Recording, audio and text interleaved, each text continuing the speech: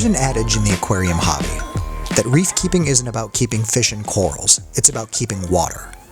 It's an oversimplification, but it does illustrate an important point. Healthy water is foundational to maintaining a thriving reef. A major part of keeping healthy water is maintaining a saltwater mixing station.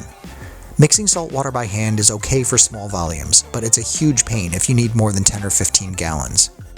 And it isn't just for convenience. Once you've reached this point in the hobby, you're probably quite invested, both financially and emotionally, in your tank.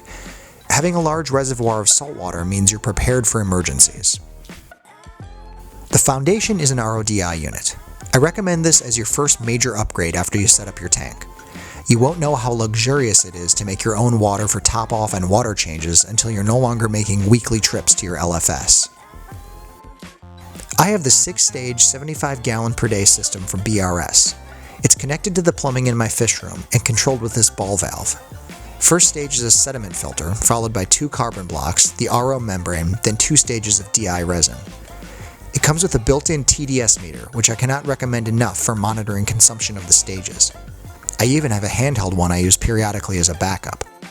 Don't trust something as critical as ultra-pure water to a single testing method. Each time I start the system, I flush the RO membrane for 30 to 60 seconds. I also waste the first minute or two of water coming out of the carbon blocks, as impurities leach out between uses that prematurely consume the DI resin. The product water can go down this spigot for filling small containers or cleaning testing supplies, or over to fill the mixing station reservoirs. The waistline is plumbed to the utility sink drain with a saddle clamp, so the system is fully enclosed and essentially leak-proof. I've used brute trash cans for all my mixing stations. These are 32 gallons each. The left 2 are joined together for salt, and the one on the right is for RODI. Water from the filter system runs along the wall to this 3-way valve. Inside each reservoir is a float valve, which shuts off the water where the container is full. This pump provides circulation for the saltwater side. Water is pushed across and overflows through the top connection. I also have a temperature controller, but I only turn it on when I'm ready to do a water change. Just one 800-watt heater can get these containers up to 79 degrees from room temperature in about 30 minutes. Both reservoirs can drain into the sump or out of these hoses. The RO container is connected to these 2 5-gallon jugs I've joined together for an ATO. I didn't want 30 gallons of top-off one float valve away from my display system. Critical systems need fail-safes. I can fill the ATO with a turn of this valve, and then it's gravity fed into the return chamber of the sump.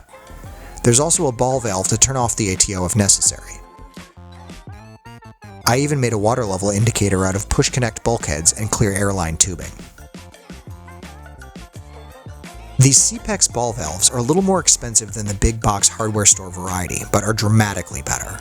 They turn easily with minimal effort and are as smooth as the day I bought them, worth every penny.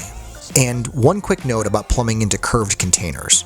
Traditional bulkheads won't seal, but these rubber uniseals work great and are super affordable. One bit of advice, spend $20 on a cheap set of hole saw bits. I don't even want to say how many trash cans I went through before I figured that out. Mixing stations are notorious for leaks, so design in a mitigation strategy. Let me say that again, your mixing station will leak. It doesn't matter how cautious you are. I built this rim onto the surface of mine and covered it with a shower pan liner. I added a drain that empties to the floor, and yes, when I had my first leak a few months ago, it kept everything dry. When I'm ready to do a water change, I drain water from the sump down the floor drain, then refill it directly from the mixing station. I'll do a video on that eventually. Overall, I'm extremely happy with how the mixing station worked out.